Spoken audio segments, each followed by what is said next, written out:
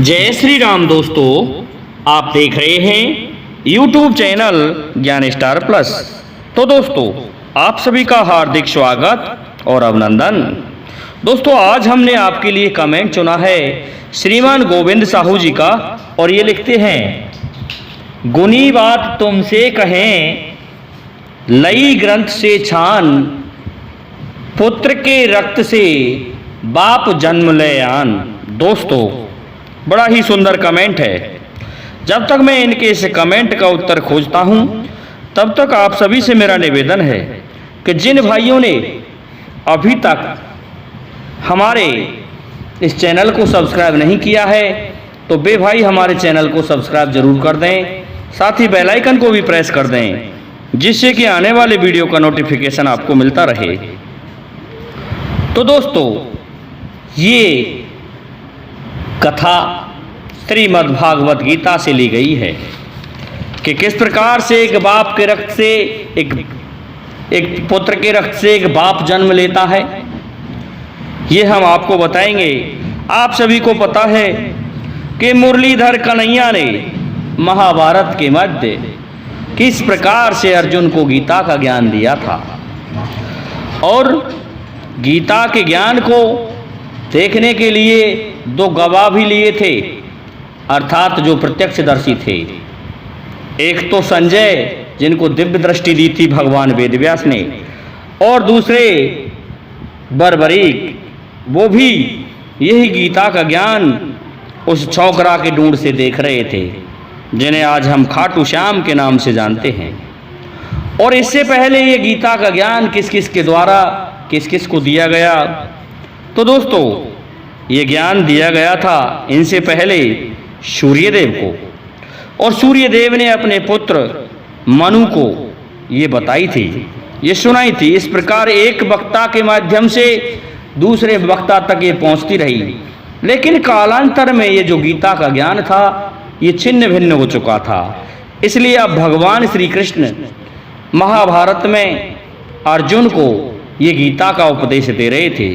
दोस्तों, इसके लिए गीता में ही एक श्लोक सुनाया गया है, इमं विवस्यते योगम प्रोक्ता वहनम व्यम विवस्वान्वे प्रामनु इच्छाकु वे अब्रवीत एवं परंपरा प्राप्तम इमं राजर्षयो विदु सा कालने हमेता योगा नष्टा परंतपा सा एवायम मया ते यद्य योगा प्रोक्ता प्रार्थना भक्तो असी में सका चेती रहस्यम होत उत्तमम।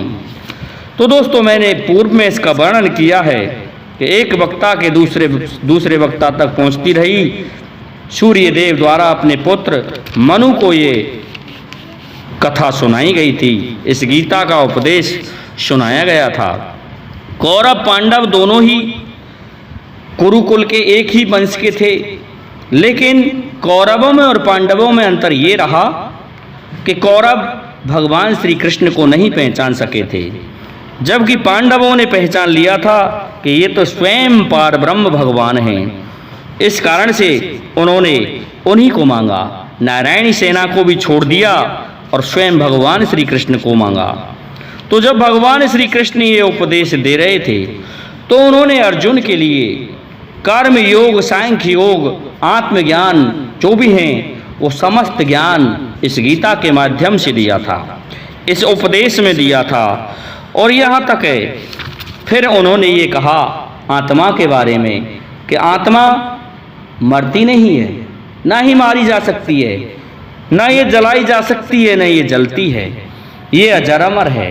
हे अर्जुन, तुम इन अपने राजा, इन स्वजनों की बात कर रहे हो, ये भूत में भी थे और भविष्य में भी रहेंगे और वर्तमान में तुम्हारे समक्ष हैं, क्योंकि ये आत्माएं कभी भी मरती नहीं हैं। इसी प्रकार से पिता कभी भी नहीं मरता, पिता कभी भी नहीं मर सकता है। दोस्तों, वह जो भी जन्म लेता है वो एक पिता ही होता है, जो पुत्र पैदा हुआ वो एक पिता ही होता है, क्योंकि आगे चल के उसको भी पिता बनना होता है। तो पुत्र के रक्त से पिता जन्म लेता जाता है, क्योंकि संतति का कोई ना कोई पिता जरूर होता है। उस पिता से ही ये सृष्टि आगे चलती रहती है। किसी का कोई पुत्र पैदा हुआ और फिर उस पिता से फिर पुत्र पैदा हुआ तो वह पुत्र पुनः पिता हो जाएगा। इस प्रकार से ये पिता शब्द पिता कभी भी समाप्त नहीं होता है।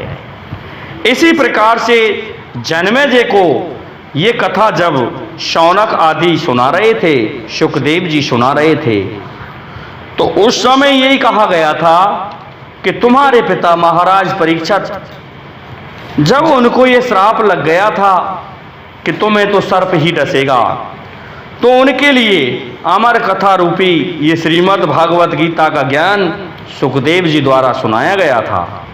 लेकिन हुआ क्या, उनको तो जाना था, क्योंकि उनके वस्त्र रूपी जो काया थी वह जीर्ण शीर्ण हो चुकी थी, इसलिए उनको मरना पड़ा।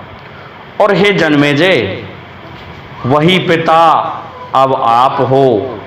दोस्तों, जिस समय महाराज परीक्षित की मृत्यु हुई थी तो वंश वृद्धि के लिए महाराज ने स्वप्न दिया था नवलदे को, अपनी पत्नी नवलदे को, और यही कहा था कि नवलदे, मैं तुम्हारे गर्भ से उत्पन्न होऊंगा।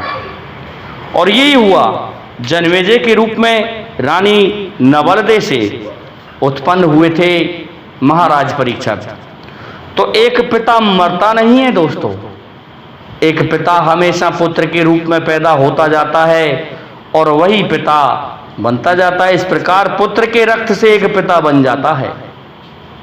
पहले पिता पुत्र में पैदा होता है, उसके पश्चात वही जवान होके बड़ा होके अपनी संतति बढ़ाता है और वह भी पिता हो जाता है। तो एक पुत्र से पिता इस प्रकार से जन्म लेता है और कोई दूसरा उपाय नहीं है।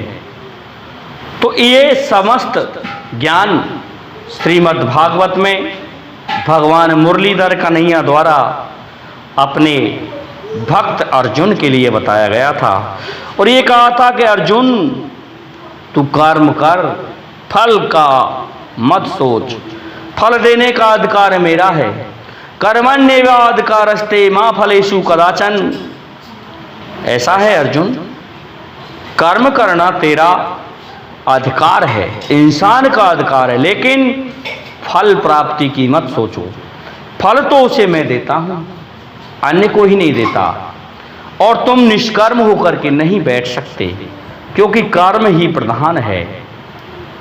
तो श्रीमान गोविंद साहू जी, आपने ये प्रसंग श्रीमद् भागवत गीता से लिया है।